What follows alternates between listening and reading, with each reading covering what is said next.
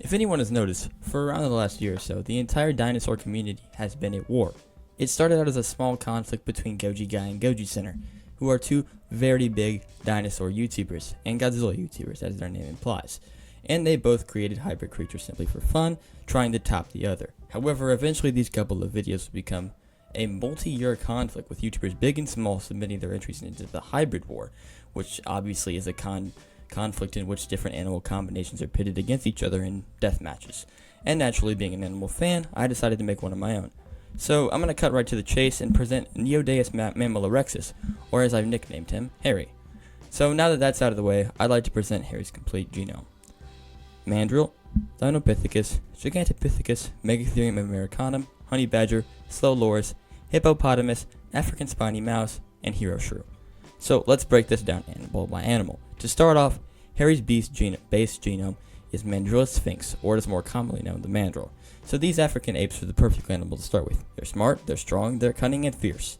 The mandrill is responsible for Harry's overall shape and build, and is responsible for his social and communication parts of his brain, which allow him to have exceptional intelligence and problem-solving skills. As you will see, his brain power will only grow based on the animals we put into it. But on to the next contributor.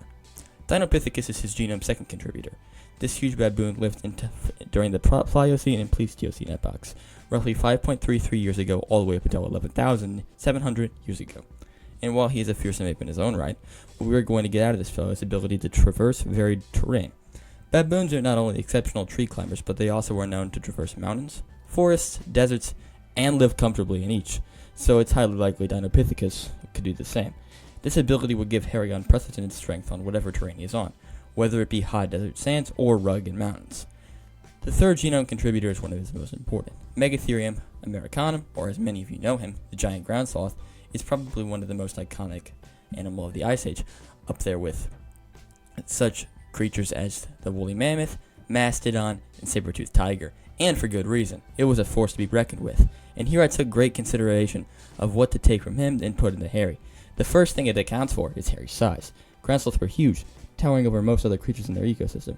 If Harry is to fight the Indominus 2.0 or any hybrid, he most definitely needs the size to boot, and the ground sloth really brings to the table. We are also taking the skeletal structure from the ground sloths and putting it into Harry. Ground sloths had incredibly dense bones, which are very hard to break, and while they are dense and heavy, Harry's muscle, which will be explained later, will still allow him to climb trees and be relatively agile in battle. The last important takeaway from this creature, however, is its huge claws. Scientists have suggested that Megatherium and other giant ground sloths have the ability to carve through stone. Yeah, if that wasn't impressive enough, scientists also suggested they made entire burrow systems by carving away at the stone. And while the Indominus crocodile's hide is high, it's definitely not as tough as stone, which is incredibly condensed minerals. Another member of his genome is the legendary ape Gigantopithecus. This ape's primary function in Harry's genome is muscle mass. This will give him his muscular but lean appearance, like King Kong in 2005, where while he's huge, he can still clobber T-Rexes very well.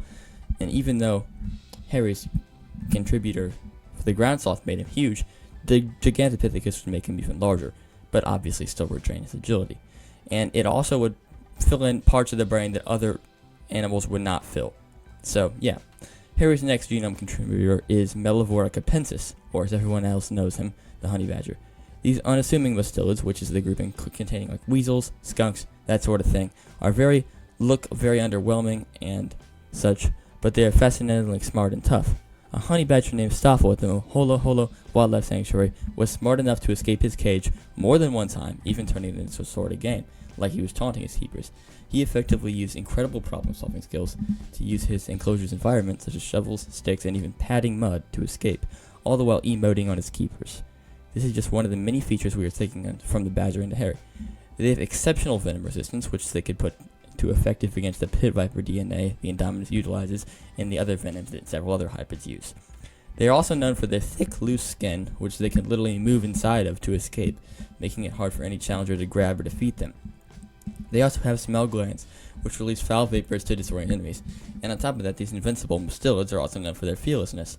And if the Indominus activated its rage mode, Harry probably wouldn't give a darn. The next one is the slow loris, and the slow loris is a small tree-dwelling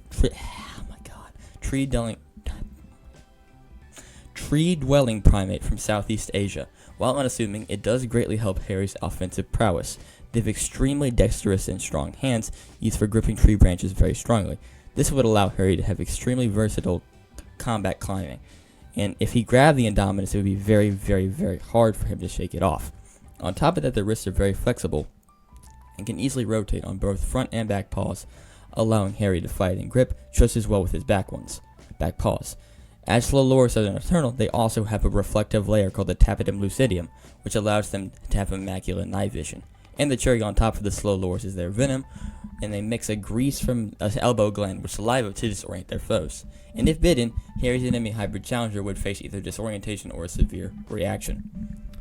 One of the most well-known and most dangerous animals is probably the hippopotamus. They are known for their lethal bite force, and is one of two things that this animal brings to the hybrid I've crafted. Thanks to the hippo, as mentioned, Harry has the bone-crushing jaws to attack with, but he also takes the very durable skin of the creature, and when the skin is combined with the looseness of the honey badger, it becomes very hard to pierce or stab Harry, or even get a grip on. So the next contributor is the rather unassuming spiny mouse. And as his name implies, it has a mane of spines. Harry would also have one, from the top of his neck to his tail, streaking down his body like a stripe.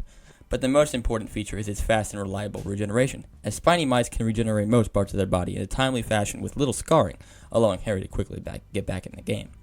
Another genome contributor, and the last one, is the hero shrew, and while small, this creature has an extraordinary feature, that being its spine. This specialized spine allows it to resist forces many, many times its body weight with little difficulty. This means it's very hard for Harry to be harmed by blunt force power. With all of this into consideration, Harry's designed to be a fluid bruiser in the war. Think King Kong to the Indominus' V-Rex. In battle, he'd primarily utilize his huge arms in combat, clobbering its foes into submission and targeting vital areas such as or use the environment around him, if there even is one, with his honey badger problem-solving skills. However, I think if he could also use his powerful hippo bite, rear feet, and venom if necessary. Overall, I think Harry's a great addition to the hybrid war, and I hope you all agree. Thank you so much for watching, and if you want to, like and subscribe. And until next time, I'm ASM.